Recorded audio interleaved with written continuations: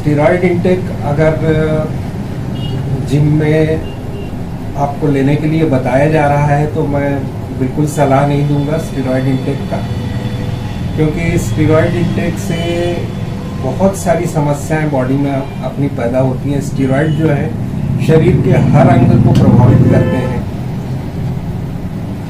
चाहे वो आंखें ले लो, हार्ट ले लो या हड्डियां ले लो, सभी चीज़ों में उससे बीमारियां हो सकती हैं स्टेरॉइड से। और जिम में दूसरा एक और मैंने ये पाया है कि कई बार जो ट्रेनर हैं वो एक्सेसिव एक्सरसाइजेस करवा देते हैं, तो एक्सेसिव एक्सरसाइजेस के कारण muscle pain, back pain, joint pain, इस तरीके की समस्याएं आ जाती हैं। कभी कभी एक्सेसिव एक्सरसाइजेस की वजह से स्ट्रेस फ्रैक्चर भी आ जाते हैं। तो इससे बचने के लिए क्या है कि एक तो एक्सेसिव एक्सरसाइजेस से बचना है और एक्सरसाइजेस को धीरे धीरे बढ़ाना बहुत ज़रूरी है। मतलब जो भी आप जैसे वेट ट्रेनिंग कर रहे हैं तो एक हफ्ते में 10 से 20% से ज़्यादा वेट बढ़ाना उचित नहीं है।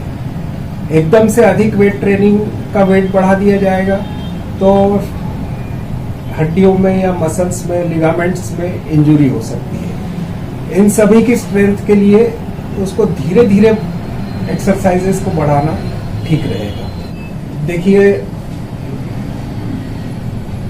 विटामिन डी डेफिशिएंसी बहुत ही कॉमन है सभी में, भारत में न सिर्फ यंगस्टर में बल्कि सभी एज ग्रुप में बहुत कॉमन है, क्योंकि लाइफस्टाइल जो है ऐसी हो गई है, घर में रहते हैं, धूप में निकलते नहीं हैं, बाहर निकलते हैं तो कवर्ड रहते हैं। जो सन का अल्ट्रावायलेट रेडिएशन जरूरी है विटामिन डी के सिंथेसिस के लिए, जो कोलेस्ट्रॉल से विटामिन डी बनाता है बॉडी में, वो उसको नहीं मिल पाता तो विटामिन डी की डेफिशिएंसी हो जाती है।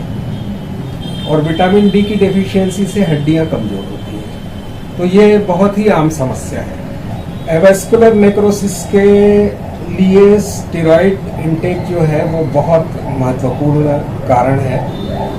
इसके अलावा छत्तीसगढ़ में एवेस्कुलर नेक्रोसिस के लिए दूसरा महत्वपूर्ण कारण सिकल सेल एनीमिया या सिकल सेल डिजीज है। और तीसरे एवेस्कुलर नेक्रोसिस जो है वो बिना किसी कारण के भी हो सकता है। तो ये 3 महत्वपूर्ण कारण हैं एवेस्कुलर नेक्रोसिस के।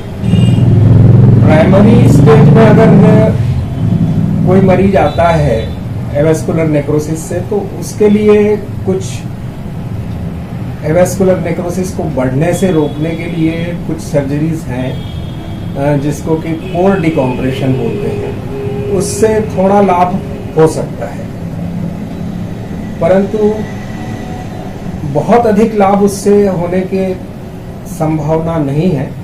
परंतु फिर भी उसका माइग्रेशन कोर डिकॉम्प्रेशन के बाद डिजीज की सीवियरिटी बढ़ना रुक सकती है। एवेस्कुलर नेक्रोसिस में सबसे बड़ी समस्या ये होती है कि जो हिप का गोला रहता है वो पिचक के चपटा हो जाता है। चपटा होने की वजह से इर्रेगुलर हो जाता है और उसमें घर्षण होता है और उसमें दर्द होता है। अगर एवेस्कुलर नेक्रोसिस का डायग्नोसिस हिप का गोला चपटा होने से पहले बन जाए तो उस समय में कोर डिकॉम्प्रेशन कर देने से फायदा होता है। उसमें पुनः वेस्कुलराइजेशन चालू हो जाता है और खून का बहाव गोले में फिर से बनने से गोला पूरी तरह से पुनः बन सकता है। देखिए, अगर आवश्यकता है तो हिप रिप्लेसमेंट कराने के अलावा दूसरा कोई ऑप्शन नहीं रहता। अगर हिप जॉइंट में दर्द है या हिप जॉइंट अनस्टेबल है या उसमें मूवमेंट नहीं हो रहे हैं, जॉइंट के 3 मेन फंक्शन है हिप जॉइंट के। एक है स्टेबिलिटी, दूसरा मोबिलिटी और तीसरा दर्द का न होना। इन तीनों चीज़ों में जॉइंट रिप्लेसमेंट से फायदा होता है। देखिए, कोई भी सर्जरी जो है वो ऑपरेटर बेस्ड रहती है, मतलब जो सर्जन है उसका एक्सपर्टाइज जिस विधि में है उसका मैक्सिमम, वही उसका जो रिजल्ट जो है उसी के अनुसार मिलता है। सर्जन अगर कन्वेंशनल सर्जरी करने में एक्सपर्ट है तो वो अच्छे रिजल्ट कन्वेंशनल सर्जरी से देगा। नेविगेशन या कंप्यूटराइज्ड उसमें एक्सपर्ट है तो वो उससे अच्छे रिजल्ट देगा। सभी तरह की सर्जरी में मोर और लेस रिजल्ट जो है वो लगभग बराबर ही रहते हैं, कोई खास फर्क नहीं रहता है। और मेरे हिसाब से 99% से ज़्यादा लोग सभी तरह की सर्जरीज में संतुष्ट रहेंगे। मेरे इस अस्पताल में जनरल ऑर्थोपेडिक सर्जरी की सभी फैसिलिटीज़ उपलब्ध हैं, एडमिशन की सुविधा उपलब्ध है। यह हॉस्पिटल आयुष्मान भारत योजना के तहत भी पंजीकृत है। देखिए, 2-3 चीज़ें हैं। एक तो नशे से दूर रहना तो बहुत ज़रूरी है, चाहे वो तंबाकू का हो, गुटखा, स्मोकिंग या किसी भी प्रकार से। अल्कोहल इंटेक जो है वो नहीं होना चाहिए, क्योंकि ये दोनों चीज़ें हमारी बॉडी को नुकसान पहुंचाती है। तीसरा चीज़ जो है रेगुलर एक्सरसाइज।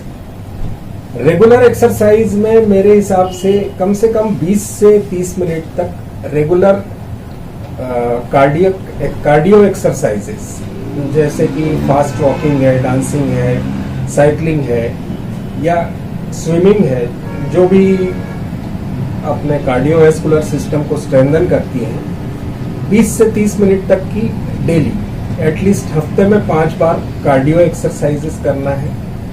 और दूसरा स्ट्रेंथ एक्सरसाइजेस, जिसको अपन मसल स्ट्रेंथ बढ़ाने के लिए एक्सरसाइज कहते हैं, जो यूजुअली जिम में जाके वेट ट्रेनिंग करते हैं। तो वेट ट्रेनिंग भी करना जरूरी है, क्योंकि वेट ट्रेनिंग से जो है अपना हार्मोनल बैलेंस सुधरता है और एफिशिएंसी काम करने की बढ़ती है, और डे बाय डे के जो पेन्स और दर्द रहते हैं वो कम होते हैं।